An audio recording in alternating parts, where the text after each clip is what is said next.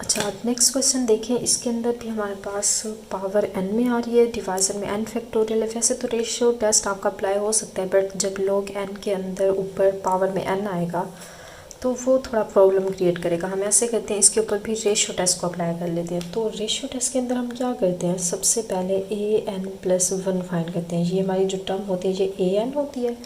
इसी के अंदर जहाँ पे 1n नज़र आ रहा है उसके अंदर आपने 1 एडअप कर देना है। तो देखें ये हमारी टर्म क्या बन जाएगी, x-5 होल की पावर n+1 होगा। देन लोगरिथम में भी n+1 आ जाएगा, और n+1 पहले से था तो ये n+2 हो जाएगा। अच्छा, अब देखें जब इसको मैं डिवाइड करूँगी an से, मतलब इसके हमने रेशो फाइंड करनी है, an+1 और an की रेशो फाइंड करनी है। तो डिवाइजर में जब ये आएगा तो ये ऊपर आ जाएगा, मतलब रेसिप्रोकल हो जाएगा। n+1 ऊपर था तो डिवाइजर में था, ऊपर आ गया, और x-5 होल की n log n ऊपर था, डिवाइजर में आ जाएगा। तो अब देखें, अब इसको अगर सिंप्लीफाई करें, अब अगेन अगर हम एब्सोल्यूट वैल्यू ले रहे हैं तो आप एब्सोल्यूटली कन्वर्जेंस चेक करें तो आप इसकी एब्सोल्यूट वैल्यू भी साथ में फाइंड कर लें।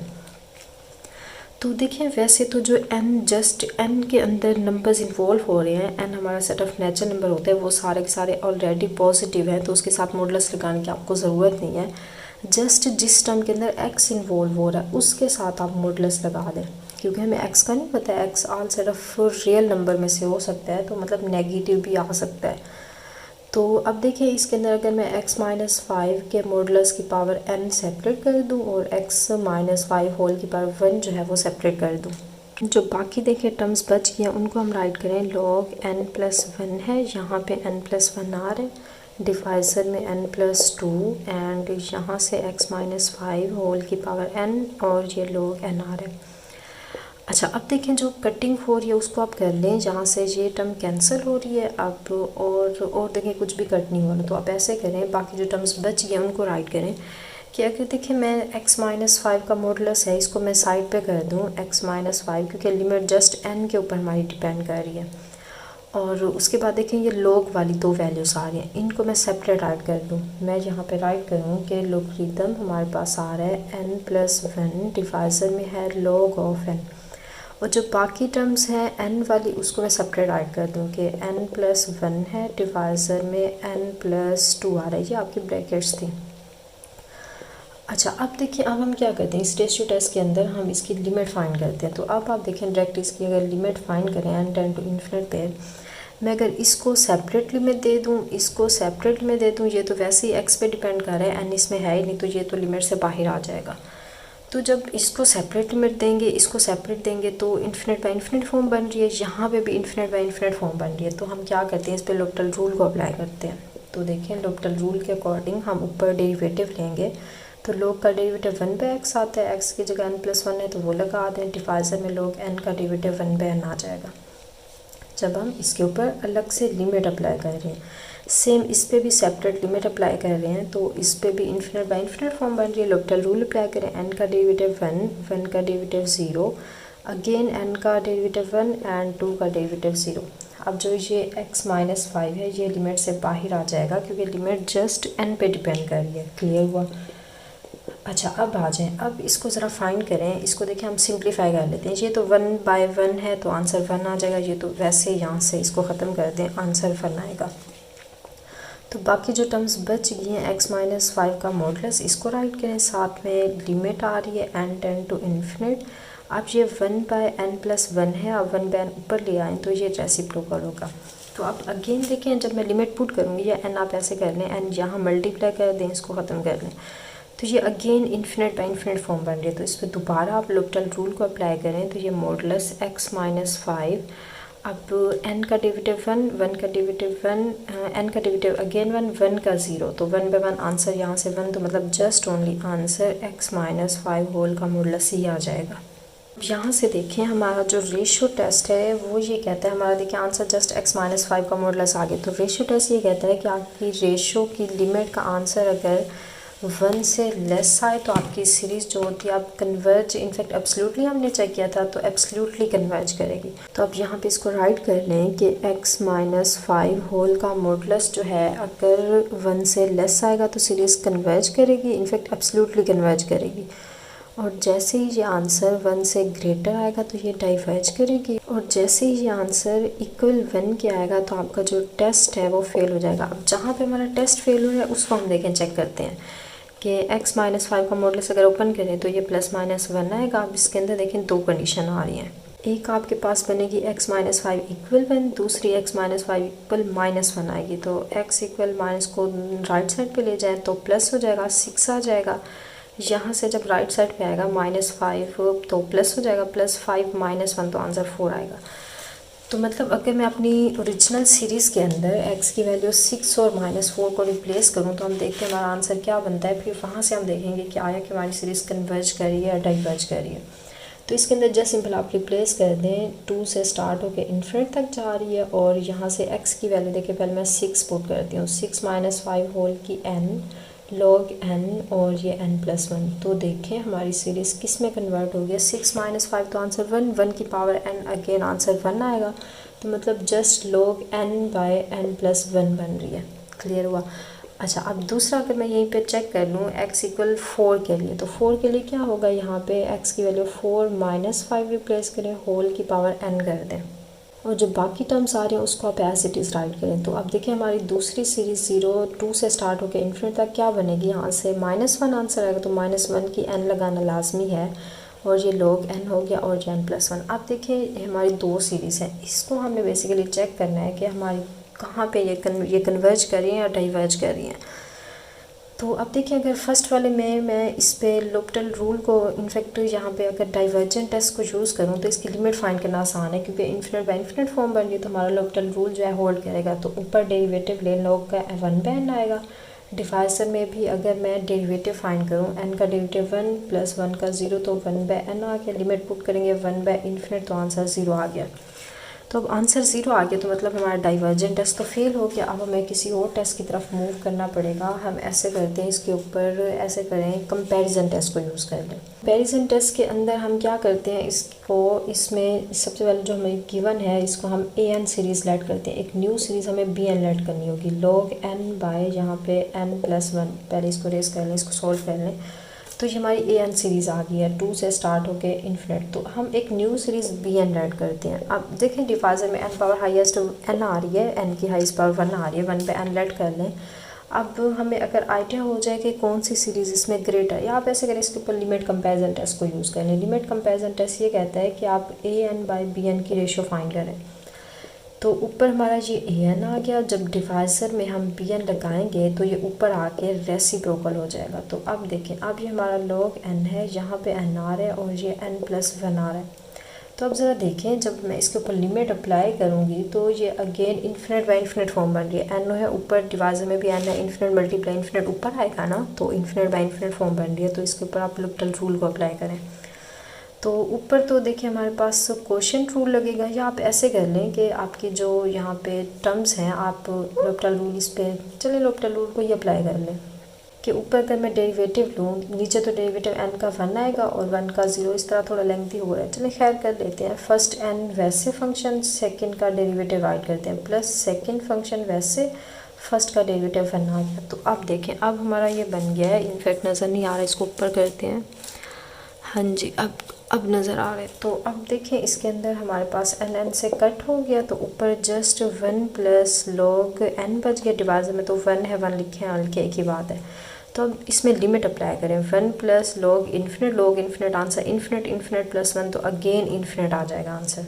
तो देखें अब हमारा आंसर जो इन्फिनिट आ गया है। तो अब ये आपका जो कंपैरिजन टेस्ट का थर्ड केस हमने पढ़ा था, उसके अंदर ये था कि अगर आपकी रेशियो की लिमिट का आंसर इन्फिनिट आ जाए तो आप अपनी bn सीरीज़ को देखें।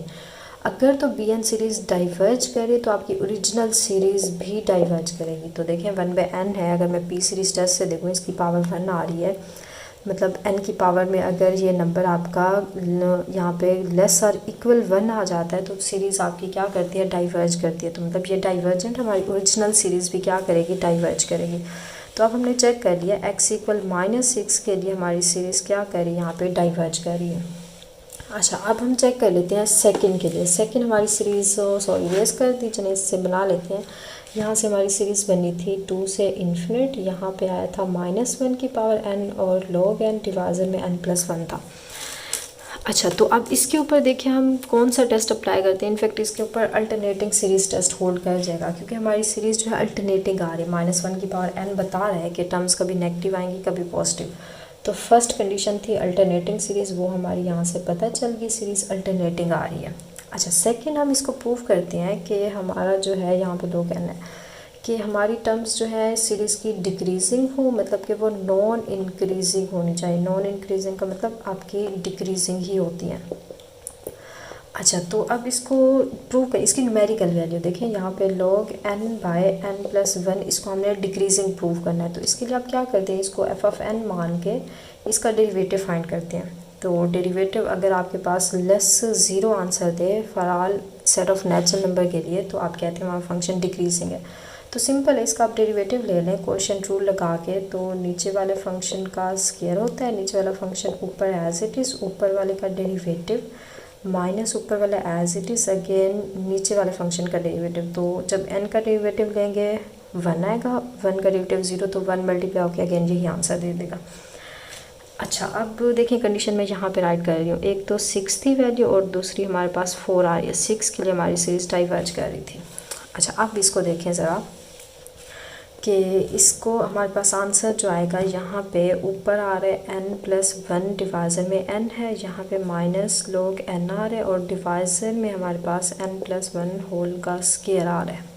तो अगेन थोड़ा इसको हम सिंप्लीफाई अगर करें तो यहाँ से देखिए ये n हमारा डिवाइज़र में आ रहा है, इसका एलसीएम लेके इस n को नीचे लेके आए, या इन जनरल यहीं से देख लें कि हमारी टर्म्स जो है यहाँ पे ग्रेटर हो रही है, मतलब ये 0 से ग्रेटर आंसर ही आपके पास आएगा। थोड़ा सा इसको सिंप्लीफाई करें, नेगेटिव log n ये सारा पॉजिटिव है, तो ये ग्रेटर टर्म है पॉजिटिव वाली, उसमें से ये नेगेटिव जब होगा तो आंसर हमेशा पॉजिटिव ही आएगा। तो मतलब हमारी जो टर्म्स आ रही हैं ये डिक्रीजिंग नहीं हुई, ये आपके पास इंक्रीजिंग आ गई है।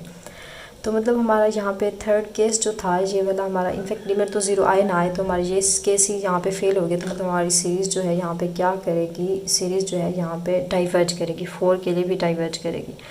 तो मींस कि अब हमारा इंटरवल ऑफ कन्वर्जेंस इस सीरीज़ के लिए क्या हो गया, ये वाला हो गया इंटरवल। अब देखें इसका अगर इंटरवल फाइंड करें तो ये तो सिंपल आपका यहाँ पे पॉइंट्स बताए जा रहे हैं। तो अगर यहीं से मैं इंटरवल फाइंड करूँ तो इसका मॉडुलस आप ओपन कर लें, ये +1 आएगा, यहाँ से -1 से ग्रेटर टर्म आएगी। तो ऐसे करें आप, -5 है तो +5 ऐडअप कर दें, हर टर्म के अंदर +5 कर दें तो 1 + 5, तो मतलब यहाँ से ये कैंसिल, अब जस्ट x आ गया, यहाँ से 5 + 1 6 हो गया और यहाँ से 4 हो गया। तो मतलब आपका इंटरवल ऑफ कन्वर्जेंस जो बन गया है वो 4 से 6, ये इंटरवल ऑफ कन्वर्जेंस है। अगर रेडियस ऑफ कन्वर्जेंस बताना है तो ये वाला 1 होता है, r की वैल्यू 1 है और आपके पास जो कन्वर्जेंस एब्सोल्यूट कन्वर्ज कर रही है वैल्यू, इंटरवल ऑफ कन्वर्जेंस है वो ये आ रहा है। और सीरीज़ डाइवर्ज कब करेगी, इस इंटरवल पे करेगी। क्लियर हुआ। अच्छा, अब सेम आ जाए नेक्स्ट वन क्वेश्चन पे। तो इसके अंदर देखिए हमारे पास साइन फंक्शन इन्वॉल्व हो रहा है। तो अब तो देखिए ये बड़ा इसीलिए यहाँ पे प्रूफ हो सकता है अगर आपको साइन फंक्शन का आइडिया हो कि n तो वैसे ही पॉजिटिव नंबर है, सेट ऑफ नेचुरल नंबर मैं कोई भी यहाँ पे रिप्लेस करूँ तो जो आपकी ये साइन n पाई की वैल्यू है, इनफैक्ट x भी लगा दें, इसकी जो वैल्यू आएगी ये हमेशा 1 से लेस होगी, या इनफैक्ट ये सारा 1 हो गया, या इनफैक्ट इन केस आपका ये 1 के इक्वल भी हो सकता है। तो यहाँ पे आप इक्वल भी लगा दें। ये आपको पता है ना कि साइन फंक्शन का जो आपके पास रेंज होती है -1 और 1 के बिटवीन में ही होती है। अब यहाँ पे सारे पॉजिटिव नंबर आ रहे हैं तो मतलब ये लेस और इक्वल बन जाए। आप इसको ऐसे भी लगा दें कि ये -1 से ग्रेटर और 1 से लेस आ जाएगी। ये साइन फंक्शन की रेंज होती है। कोई भी आप वैल्यूज़ यहाँ पे n की value set of natural number replace करें या in fact n set of real number में से रिप्लेस करें, रेंज तो आपकी यही रहनी है। अच्छा, अब मैं अगर ऐसे करूँ कि तीनों साइड पे यहाँ पे n स्क्वायर से मैं डिवाइड कर दूँ। देखिए मैंने ऐसा किया क्यों, क्योंकि देखिए यहाँ से करने का मुझे ये फ़ायदा हुआ कि हमारी जो सीरीज़ थी वो साइन n पाई x होल का डिवाइज़र में n स्क्वायर थी, ये हमारी एक्चुअल सीरीज़ थी। अब हमें यहाँ से ये आइडिया हो गया कि ये लेस आ रही है 1/n स्क्वायर से, या इनफैक्ट इक्वल भी हो तो फिर भी ठीक है। तो यहाँ से हमें देखिए आइडिया लग गया। आप अगर सीरीज़ की आप 1 से इन्फिनिट ये भी लगा दें, 1 से इन्फिनिट ये भी लगा दें। अब यहाँ से हमें आइडिया हो गया कि जो हमारी ये न्यू सीरीज़ थी अगर मैं an का नेम दूँ और जो हमारी ओरिजिनल सीरीज़ थी an, जो न्यू हमने बनाई वो bn है। तो हमें यहाँ से आइडिया हो गया कि जो हमारी bn न्यू सीरीज़ हमने लेट किया वो ग्रेटर आ रही है an सीरीज़ से। तो इस केस के अंदर आप डायरेक्ट बताते हैं कि अगर हमें आइडिया हो, हमने न्यू सीरीज़ जो लेट की है 1 बैंड स्क्वायर की आइडिया हो जाए वो वाली सीरीज़ ग्रेटर आ रही है आपकी ओरिजिनल गिवन सीरीज़ से, तो फिर आप डायरेक्ट बताते हैं जो आपका इस सीरीज़ का बिहेवियर होगा वो इस सीरीज़ का बिहेवियर होगा, बेसिक कंपैरिजन टेस्ट या डायरेक्ट कंपैरिजन टेस्ट को यूज़ करके। तो अब आप कह सकते हैं कि जो अगर हमारी देखें ये वाली सीरीज़ अगर मैं देखूं by using P series test, ये 1/n का स्क्वायर आ रही है, अब n की वैल्यू ग्रेटर आ रही है 1 से, n की पावर में जो वैल्यू p होती है ये 1 से अगर ग्रेटर आ जाए तो ऑलवेज़ आपकी सीरीज़ कन्वर्ज करती है। तो हमें आइडिया हो गया ये सीरीज़ हमारी कन्वर्जेंट है, तो मतलब हमारी जो ओरिजिनल सीरीज़ होगी ये भी कन्वर्ज करेगी। तो आप कह सकते हैं कि अब ये आपकी सीरीज़ कन्वर्ज कर रही है। अब यहाँ पे x भी यूज़ हो रहा था, मतलब x की यहाँ पे ऑल वैल्यूज़ के लिए हमारी सीरीज़ कन्वर्ज करेगी, फॉर ऑल x belong to real numbers. तो आप यहाँ पे लिख सकते हैं कि अगर मैं इसका इंटरवल ऑफ कन्वर्जेंस पूछूं तो x ऑल रियल नंबर के लिए कन्वर्ज कर रही है। तो इसका इंटरवल ऑफ कन्वर्जेंस ऐसे आप राइट कर लें या आप इसको ऐसे राइट कर लें, एक ही बात है, आपका इंटरवल ऑफ कन्वर्जेंस आ गया। और अगर इसका आप रेडियस ऑफ कन्वर्जेंस आर बताना चाह रहे हैं, आपको पता है इस केस के अंदर ये इन्फिनिटी होता है, तो मतलब all set of real number के लिए हमारी ये सीरीज़ जो है कन्वर्ज कर रही है। क्लियर हुआ। आप अगर इसका मॉडुलस लेके भी फाइंड करें तो मोड जो है इसको पॉजिटिव पहले से ही है, अगर नहीं है तो पॉजिटिव करेगा, लेस आएगा इससे आंसर, तो मतलब ये एब्सोल्युटली कन्वर्ज भी कर रही है।